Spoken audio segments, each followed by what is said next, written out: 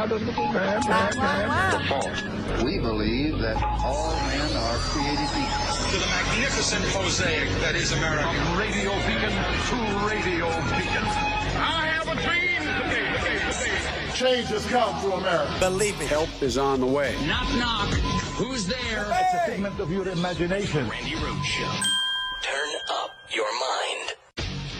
Starting this morning, 153,000 borrowers will be receiving an email from President Biden telling them their debts have been forgiven, wiping clean a total of $1.2 billion in loans. Now, to qualify, you must be enrolled in the president's signature repayment plan and have a low original balance, less than $12,000, and have been making payments for at least 10 years. Now, if you meet the criteria, your loans will be forgiven in the coming days. Millions of Americans are enrolled in this repayment plan, and this is just the first tranche.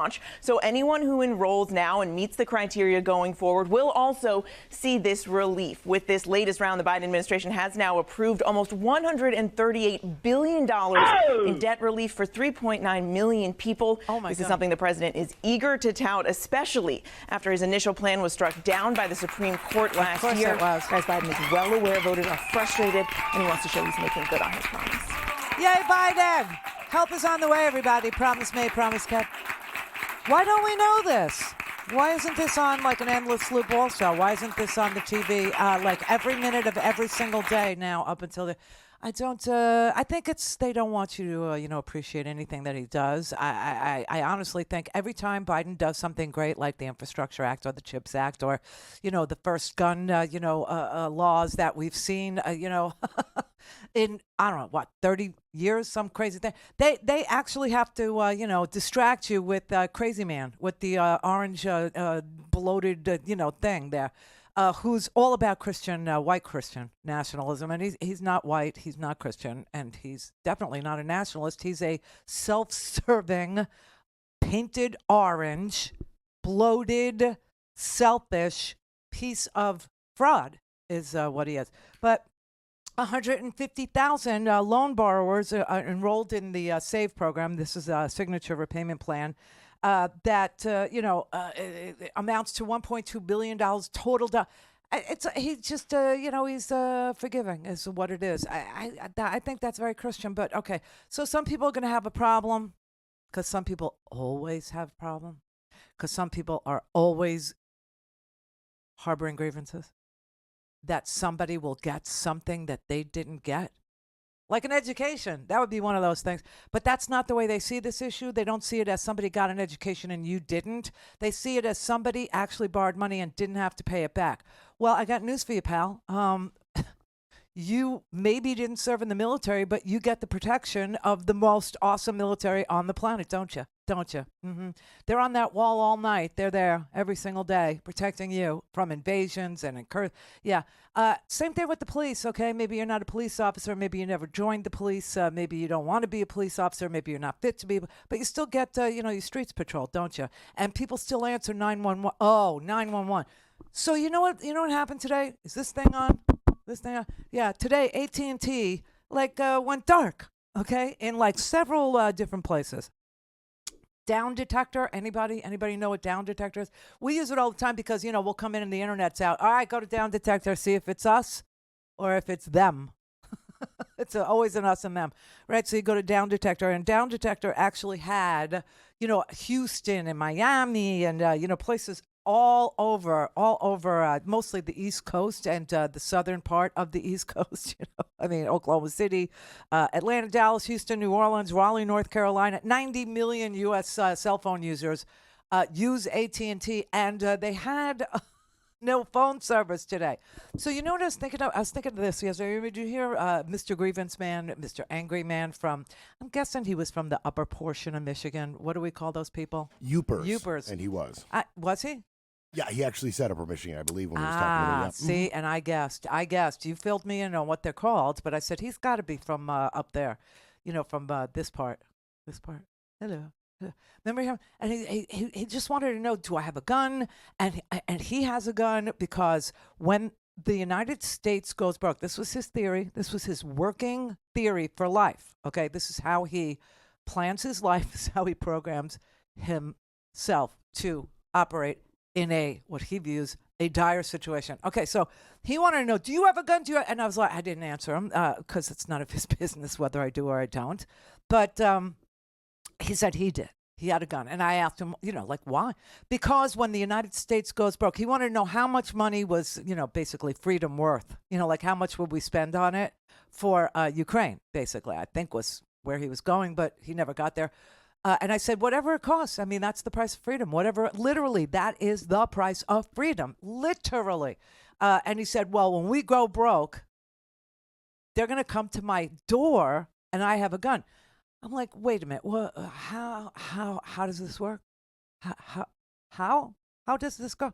Okay, so we go broke. That would be called a Great Depression, God forbid. Knock wood, does not happen. But that would be a Great Depression. Now, we've had one of those. We've actually had a massive recession in 2008, so everybody can remember at least one, right? We also know what happened to the economy during COVID, and supply chains were interrupted, and the cost of it. So we kind of know it doesn't cause people to come to your door. And it really doesn't matter if you have a gun or you don't in that scenario. So I asked him, why would they be coming to your door? And then we had dead silence, like a lot of silence. So I just said, okay, thanks. And that was the end of him. But today, when the AT&T went out in all these places, in Atlanta and Dallas and Miami and Houston and New Orleans and Oklahoma City and Raleigh, I realized the preppers, they need to be told this because I want to help them. That's like kind of why I'm here. I really do want to help everybody, especially in a crisis, especially in a traumatizing situation like, I don't know, the Republican Party defaults the United States. We're staring down they say a partial shutdown, okay, a small temporary shutdown on March 1st, right? Because they're on freaking vacation.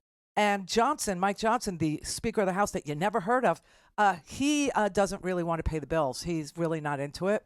Now, we'll know what happens by April 30th. Why April 30th? Just remember this, okay? April 30th is the day that an automatic 1% cut across the board goes into effect for the entirety of the United States budget if they don't pass a new budget, okay? And they keep kicking the can down the road. And and that's why we're looking at a partial shutdown March 1st. Okay. But I wanted to tell dude up there in northern Michigan, the Youper, I wanted to tell him that today I experienced what you really need in case the crap hits the fan. And I want you to know this. You have a gun, but I have a landline. Checkmate. Everybody today that was freaked out that they didn't have their cell phone service, and it was tens of thousands of people did not have. And there was they counted, there were 13,000 outages reported as of 9 a.m., but they started to see the outages at 3 a.m. Eastern. And at 3 a.m., there were like 75,000 reports of outage. I'm like, that's how many people are calling their drug dealers. Okay, we now have a quantifiable amount of people that call their drug dealers at 3 a.m. that couldn't get through. And so they were trying to test out their phones to see if they could call 911. Well, you can call, if your phone is on, like emergency SOS mode, you can call 911. So they had to put out a notice to these people who were trying to get through to their drug dealers at 3 a.m. who couldn't. Stop calling 911. You can call 911 even if you have no cell phone service, okay? It's a feature of your freaking phone. It tells you it's an SOS mode because SOS means you can only call 911. Stop calling us. And they wouldn't stop calling. I mean, it's sort of kind of fixed right now. But I just wanted to let him know. The gun, I don't know, you might like it might feel good to you, it might be a replacement for some other part. I don't know. I don't care. What I do know is you're going to need a landline if we ever get hacked. If this thing ever goes down. Gun, no. Don't have time to listen to the live show? Want to hear more on your schedule? Go to randyrhodes.com and buy a stinking podcast.